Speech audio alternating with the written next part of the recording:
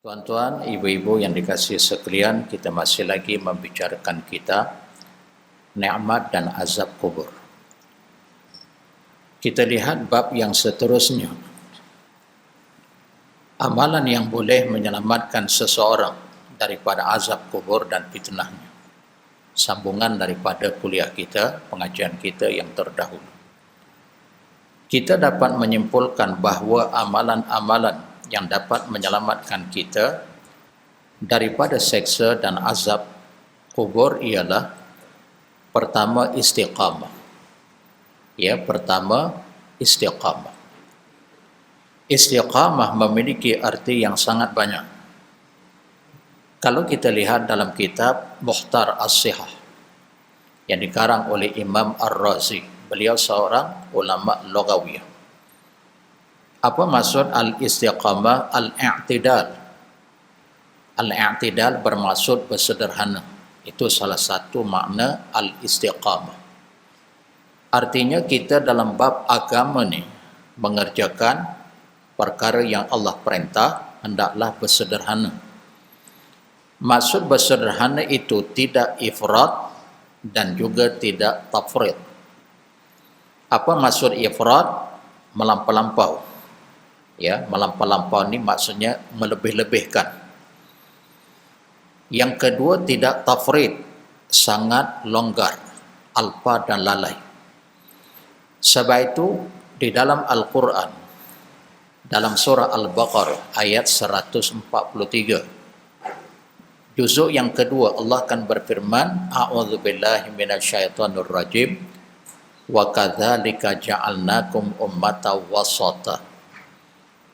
Kami telah menjadikan akan dikau, hai Muhammad, satu umat pertengahan, wasata. Maksudnya Islam ni agama Allah. Kemudian Allah datangkan Islam kepada Nabi Muhammad sallallahu alaihi wasallam dan kepada umatnya agama pertengahan, bukan seperti Yahudi, bukan juga seperti agama Nasara. Apa maksudnya? Yahudi ni dia sangat longgar, manakala Nasrani sangat melampau-lampau. Maka Islam pertengahan, bukan seperti Yahudi, jauh sekali seperti Nasara. Bermaksud hidup di dunia ni Allah perintah suruh beramal, bekerja. Pepatah Arab menyebut i'mal di dunia ka'annaka ta'ishu abada. Ini bukan hadis. Bijak pandai Arab menyebut beramallah kamu kerana duniamu seolah-olah kamu hidup selama-lamanya. Apa maksud kita beramal kerana dunia ni hidup selama-lamanya? Bab dunia ni tidak akan berakhir dan tidak pernah merasa kepuasan, kecukupan. Kamu bekerja hal dunia ni mencari wang ringgit sebagai contoh.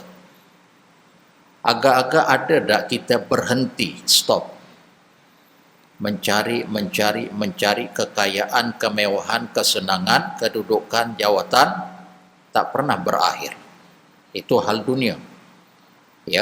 Bila kamu akan berakhir atau diakhirkan kehidupan kamu mencari kekayaan, kemewahan, kesenangan, rupanya Allah akhirkan kehidupan kamu dengan kematian. Allahu Akbar. Sebab itu sambungan pepatah Arab tadi menyebut wa'mal li akhiratika ka'annaka tamutu ghadan. Beramal olehmu kerana akhiratmu seolah-olah besok kamu mati. Maksudnya ada pengakhiran. Kita beramal kerana akhirat, ada pengakhiran. Betul lah, semalam kita solat, hari ini kita solat, hidup lagi. Tapi maksudnya kamu beramal kerana Allah, kerana hari akhiratmu, bermaksud ada kesudahan. Ada kesudahan. Tapi hal-hal dunia ni tak ada kesudahan. Nah, kembali pada bab istiqamah tadi, bermaksud bersederhana. Jangan melampau-lampau.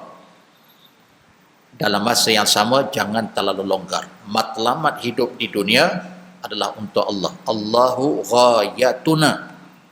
Allah matlamat kami, beramal, bekerja kerana Allah. Apa yang disyariatkan oleh Allah, Nabi dijadikan suri teladan. Walaupun demikian, dunia ketika ini, pada masa ini, jangan sampai kita tercicir, jangan sampai kita meninggalkan dunia. Ambil kemanfaatan dunia. Contohnya, kamu bekerja, hasil daripada kerja ada upah. Maka wang ringgit tadi dimanfaatkan untuk hari akhirat. Selain daripada kehidupan kita, makan, minum, berpakaian, ada lebihan sedikit. Maka diinfak untuk hari akhirat. Kerana hal dunia tadi dah sebut, tidak ada kepuasan, tidak ada kesudahan, tapi akhirat alhamdulillah. Kan? Sebab itulah harta yang sebenar yang kita miliki, yang kita manfaatkan di dunia untuk hari akhirat. Harta yang sebenar yang kita miliki, fahamkan benar-benar, fahamkan baik-baik. Apa yang telah kita guna pakai, yang telah kita belanjakan. Saya ada duit, sebagai contoh saya beli pakaian. Inilah harta saya. Adapun harta wang ringgit sebagai contoh yang saya simpan, itu belum pasti. Berapa banyak wang ringgit yang saya miliki? Ada juta-juta. Bank yang pertama, bank yang kedua, bank yang ketiga, dan seterusnya. Betul lah pada zahirnya itu hak kamu. Tapi bila kamu wafat, apakah itu menjadi hak milik kamu? Jawapannya tidak. Beralih kepada anak-anak dan isteri kita. Nah, mana harta kamu? Yang kamu simpan, yang kamu manfaatkan untuk hari akhirat. Dan sebab itu saya kerap mengingatkan diri saya dan juga tuan-tuan, ibu-ibu di mana tempat saya buat kuliah. Kita disiplinkan diri kita ni pergi masjid, pergi surau, bawa duit. Jangan terlupa. Kalau lupa, kalau saya double. Allah Akbar, lupalah pergi ke masjid solat asar. Lupa bawa duit, tak apa. Nanti maghrib kita double, niatkan qada. Ya, istilah kita lah qada. Oh, kita ada asar tadi kita tak masuk duit tabung masjid. Sembahyang asar tadi lupa bawa duit. Kan? Maka maghrib tu masuk ini qada yang asar, yang niat untuk maghrib. Dan itu sebenarnya harta kita sangat berfaedah. Kan? Sangat bermanfaat. Baik, kita tinggal bab itu dulu. Kembali kepada bab al-istiqamah, ini di antara perkara yang boleh menyelamatkan azab kubur, kehidupan kita di hari akhirat kelak. Dalam At-Tafsir Al-Munir, saya baca, yang disusun oleh almarhum Dr. Wahbah Az-Zuhaili, faqala Abu Bakar radhiyallahu anhu. Kata di Abu Bakar radhiyallahu anhu, sahabat Nabi yang paling akrab, yang mendapat tarbiyah didik Nabi secara langsung. Kata di Abu Bakar, istiqamu fi'lan kama istaqamu qawlan. Beristiqamahlah kamu dalam mengerjakan sesuatu perbuatan seperti mana kamu beristiqamah dalam perkataan kamu. Maksud istiqamah ni dari sudut laghawiyah, terus menerus mengerjakan perbuatan tersebut, cumanya jangan melampau-lampau, jangan terlalu longgar, terus menerus. Sebagai contoh yang paling mudah nak memahami apa benda istiqamah, perkara yang wajib yang Allah perintah itu tak dapat tidak. Artinya yang wajib memang kita kena istiqamah. Kemudian yang sunat, kita ambil contoh yang sunat. Yang sunat ni walaupun dia ada choice, boleh buat, boleh tinggal. Tak seperti yang wajib, tapi boleh tak kamu beristiqamah seperti mana kamu kerjakan perkara itu seolah-olah wajib. Wajib, dia pada hakikatnya bukan ada istiqamah. Kamu sebagai seorang mukmin mukminah tahu tak apa kewajiban kamu? Yang wajib kamu mesti buat, yang sunat betul lah ada pilihan, tapi kamu tetap buat, cobanya mengikut kadar kemampuan. Ya, yang haram kamu kena istiqamah, jauhkan, tinggalkan sama sekali. Yang makruh kalau boleh kekalkan, meninggalkan. Walaupun kalau kamu buat pun tak berdosa, istiqamah. Kita ambil contoh yang sunat ni, setiap hari dia buat solat sunat duha. Walaupun dia tak banyak, kerana duha ni kan boleh 2, 4, 6, 8, paling banyak 12. Tapi dia maintain, kekal 2 rakaat, 1 salam, 2 rakaat setiap hari. Contoh yang lain, malam mengakhiri solat sesudah daripada fardu isya, sunat isya, istiqamah dia buat solat witir. Kekal dia solat witir. Walaupun tak banyak yang dikerjakan tapi kekal. Begitu juga lisan, katalah contoh, membiasakan dirinya istiqamah dengan perkataan la ilaha illallah, la ilaha illallah. Jangan pernah meninggalkan kalimah tersebut, sebab itulah kalimah at-tayyibah, kalimah yang terbaik, yang paling baik. Allahu Akbar. Kan? Nah, kembali kepada perbahasan para ulama, istiqamah memiliki arti yang sangat banyak. Jika kita mengambil makna dengan melakukan, mengambil tanggungjawab sesuai dengan kemampuan. Nah, ini hal yang sunat tadi, sesuai dengan kemampuan. Ya, tak dapat banyak, jangan pula kita tinggalkan yang sedikit daripadanya. La yaf'alu kullu, la yutraku ba'du. Allah tidak akan membebani manusia kecuali dengan kemampuannya, maka ia berarti perasaan selalu diawasi oleh Allah untuk selalu mengerjakan perbuatan yang dapat menyebabkan ianya beristiqamah. Sama ada dengan ucapan maupun perbuatan dalam mengerjakan semua kewajipan sesuai dengan keupayaan manusia. Nah, sebab itu Nabi SAW menyebut dalam salah satu hadisnya, bersumberkan daripada Aisyah radhiyallahu anha. Apa kata dia Nabi? Ahabbul a'mali ilallahi ta'ala adwamuha wa in qalla. Yang bermaksud amalan yang paling disukai oleh Allah. Ahabbul a'mal, amalan yang paling Allah suka. Adwamuha, berkekalan, berterusan. Berpanjangan, wa in qalla, walaupun dia buat sikit. Ini merujuk kepada amalan sunnah. Dan yang wajib tadi dah diuraikan. Ya. Allah berfirman dalam surah Fussilat, juzuk yang ke-24 pada ayat yang ke-30. Allah berfirman yang bermaksud, sesungguhnya orang-orang yang mengungkapkan, yang berkata Rabbunallah summastaqamu. Sesungguhnya orang-orang yang menegaskan, mengungkapkan, mengucapkan kalimat sesungguhnya Tuhan kami Allah. Kemudian istiqamah, beristiqamah, tetap pendirian. Maka dalam keadaan demikian, tatanazzalu alaihimul malaikah, turunlah para malaikat. Ya, seraya berkata kepada mereka, Allah takhafu wa la tahzan. Kamu jangan bimbang, jangan takut, jangan berduka cita. Wa abshiru bil jannati allati kuntum tu'adun.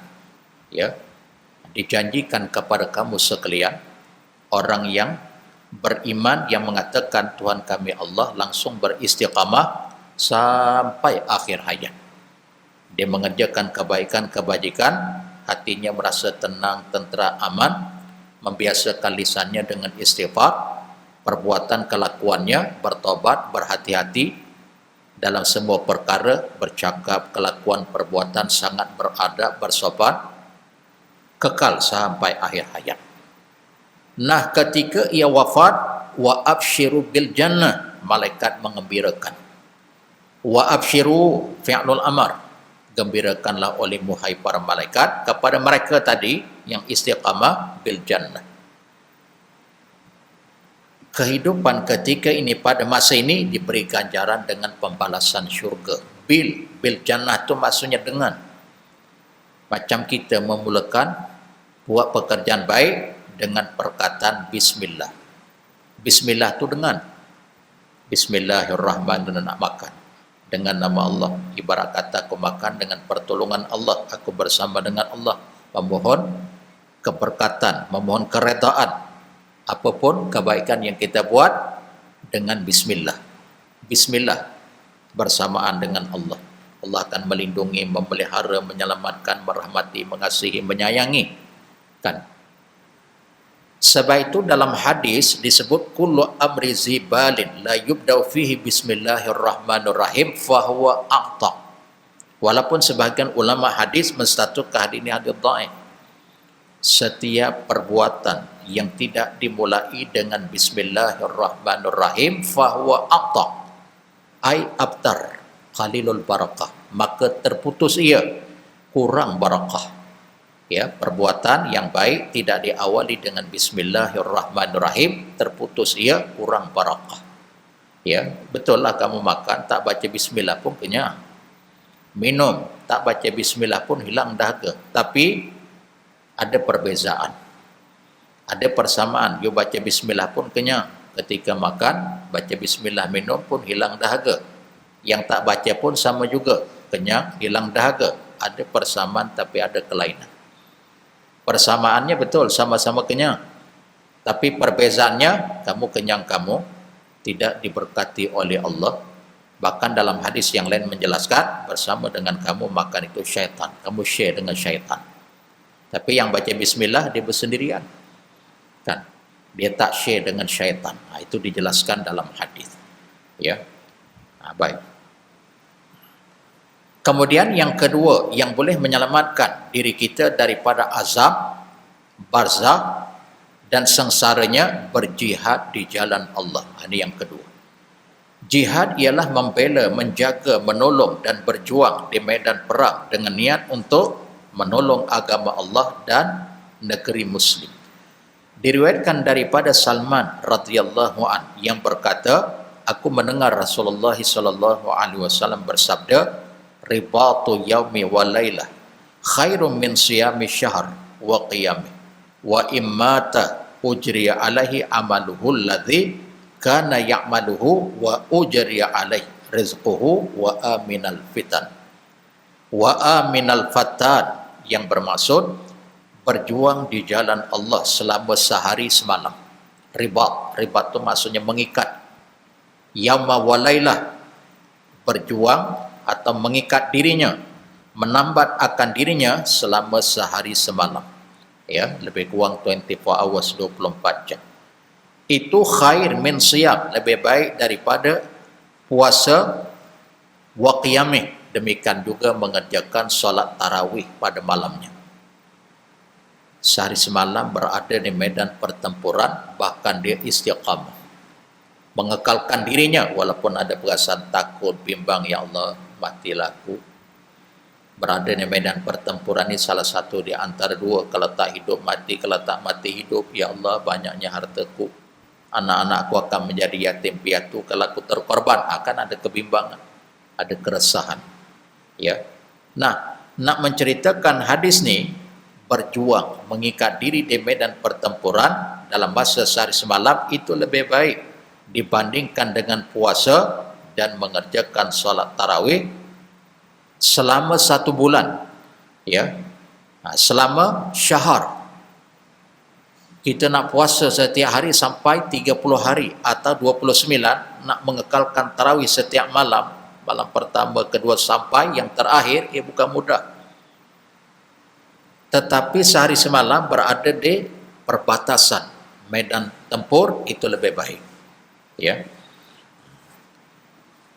Kemudian kata di Nabi, wa immata, andai kata dia terkorban. Andai kata dia syahid di medan pertempuran, bertemu berhadapan dengan pihak musuh, maka amal perbuatan yang telah dilakukannya akan terus diberi ganjaran. Ya, amal perbuatan kebaikannya akan terus menerus diberi ganjaran. Bahkan rezekinya tidak akan putus. Wa ujriya alaihi rizquh, mengalir rezekinya berkekalan, berpanjangan. Wa aminal fatan, bahkan dia akan diamankan, ya, disejahterakan daripada fitnah azab kubur. Nah, ini kelebihan, ya, orang yang berjuang di medan pertempuran. Hadis diriwayatkan oleh Imam Muslim. Yang dimaksudkan dengan selamat daripada fitnah ialah selamat daripada azab kubur yang sangat dahsyat. Baik. Kemudian yang ketiga, syahid di jalan Allah. Tadi berada di medan pertempuran. Yang ketiga, dia lebih memperincikan terkorban. Ya, syahid di jalan Allah. Syarat supaya seseorang mendapatkan pahala syahid yang ialah ikhlas, kerana mengharap redanya dalam membela agamanya dan berjihad di jalan Allah. Ya, syarat seseorang untuk mendapat pahala syahid hendaklah dia ikhlas. Dapat pahala syahid, mendapat kemuliaan di sisi Allah sekiranya ia terkorban. Maksudnya berjuang itu benar-benar kerana Allah, mempertahankan agama Allah. Ya, bukan kerana nama, bukan kerana nakkan harta rampasan perang, bukan. Ya, berjuang membela agama Allah, mencari keredaannya supaya agama Allah tidak akan dipermainkan oleh pihak kufar. Ya, tiba-tiba syahid dia. Bila dia syahid, dia mendapat kelebihan yang sangat besar di sisi Allah. Apa di antara kelebihannya? Diriwayatkan daripada Al-Miqdam bin Ma'di Karib radhiyallahu anhu. Ia mengatakan bahawasanya Rasulullah sallallahu alaihi wasallam bersabda yang bermaksud, orang yang mati syahid akan mendapatkan 6 kemuliaan. Orang yang mati syahid mendapat 6 kemuliaan. Pertama, diampunkan dosanya sejak titisan darahnya yang pertama. Bila dia terkorban, ditetak, katalah dekat lehernya kah, ditikam dengan tombak di dadanya kah, mengalir darahnya. Percikan darah itu, permulaan percikan darah itu, Allah terlebih dahulu memberi keampunan terhadap dosa yang telah dilakukannya. Titisan darah yang pertama. Bab mercik darah, Allah ampunkan dosanya. Kemudian yang kedua, diperlihatkan tempat kembalinya di syurga, bahkan dijauhkan tempatnya daripada azab siksa kubur. Yang kedua, secara tidak langsung Allah menempatkan tempat kamu dalam syurga, diperlihatkan tempat kembalinya. Lepas ni kamu akan kekal dalam syurga, penuh dengan kenikmatan non-stop. Kemudian ianya dijauhkan daripada azab kubur. Bila masuk syurga, sudah tentu terhindar daripada azab sengsara kubur. Kemudian yang ketiga, dilindungi daripada ketakutan yang besar. Ya, kebimbangan ketakutan, fitnah kubur serta azab sengsaranya dijauhkan, dihindarkan oleh Allah. Ya, tidak ada lagi kebimbangan, ketakutan, kerisauan. Kemudian yang keempat, di kepalanya diletakkan mahkota kehormatan, yang mana satu permata mahkota tersebut lebih baik berbanding dengan dunia seisinya. Di kepalanya diletakkan mahkota kemuliaan. Ya, mahkota kemuliaan. Maksudnya dia seorang yang hebat di sisi Allah. Ya, dapat kemuliaan, dapat keistimewaan di sisinya. Kemudian yang kelima, dinikahkan dengan 72 bidadari syurga. Ya, dinikahkan dengan 72 bidadari syurga. Kemudian yang terakhir, yang keenam, dan dapat memberi syafaat kepada 70 orang keluarganya. Ya, begitulah kemuliaan, kehebatan orang yang terkorban di medan pertempuran kerana Allah membela agamanya. Kan? Yang keenam, yang terakhir, Allah beri kemuliaan kepada orang tersebut, kamu boleh memberi syafaat kepada 70 orang ahli keluargamu. Ya, mana-mana yang kamu kendaki dengan izin Allah, Allah menganugerahkan kelebihan, keistimewaan kepada orang tersebut. Nah, sudah tentu dia cari keluarga yang terdekat. Kalau dia seorang suami, isteri, anak-anak dia, kemudian ahli keluarga yang mengikutinya, yang paling dekat, yang paling hampir. Hadis diriwayatkan oleh Ibnu Majah At-Tirmizi. Lafaz hadis ini ialah milik Imam At-Tirmizi. Dan dia mengatakan lafaz hadis ini adalah hadis hasan sahih. Ya. Jadi lafaz hadis ini kata di Imam Ibnu Majah diambil daripada hadis At-Tirmizi. Kan kemudian satu hadis ini adalah hasan lagi sahih. Baik, kemudian yang keempat, kalimat tauhid dan memperbanyakkan pengucapannya siang dan malam, kalimat tauhid. Ya, pengucapannya pada waktu siang dan malam. Kalimat tauhid merupakan mahkota kemuliaan yang akan bertahta di atas kepala orang yang mengucapkannya. Ia adalah ucapan khusus ahli tauhid dan tanda yang membezakan antara orang yang beriman dan orang yang kafir di alam barzakh. Dan juga pada hari kiamat, ia adalah keamanan, pelindung dan pembeza yang dapat memasukkan orang yang mengucapkannya ke dalam syurga, bahkan menjauhkan dirinya daripada azab api neraka. Diriwayatkan daripada Ibnu Umar radhiyallahu an yang menyatakan bahawa Rasulullah sallallahu alaihi wasallam bersabda, orang yang mengucapkan kalimah la ilaha illallah tidak akan menemui ketakutan di dalam kubur dan pada hari kebangkitan kelak. Tidak ada kebimbangan, ketakutan orang yang membiasakan dirinya dengan kalimah tauhid la ilaha illallah. Bahkan ia akan diamankan pada hari kiamat. Di alam barzakh tidak ada kebimbangan pada dirinya. Sesungguhnya aku melihat orang yang mengucapkan kalimah la ilaha illallah membersihkan tanah dari kepala mereka dan berkata, segala puji bagi Allah yang telah menghilangkan kesedihan daripada kami. Dalam sebuah riwayat disebutkan orang yang mengucapkan kalimah la ilaha illallah tidak akan takut ketika mati di dalam kuburnya. Hadis riwayat Imam Ibnu Majah dan At-Tirmizi yang lafaz hadis ini ialah miliknya. Dia mengatakan bahawa hadis ini adalah hadis hasan. Ya, hadis hasan lagi sahih. Diriwayatkan daripada Abu Musa yang menyatakan bahwasanya Rasulullah sallallahu alaihi wasallam bersabda, abshiru wa bashiru min wara'akum annahu man syahida an la ilaha illallah sadiqan biha dakhalat jannah. Yang bermaksud abshiru, bergembiralah oleh kamu sekalian. Kemudian wabashiru, gembirakanlah akan mereka siapa dia? Orang-orang yang beriman. Ya, Nabi pertama menyebut abshiru, gembiralah kamu sekalian.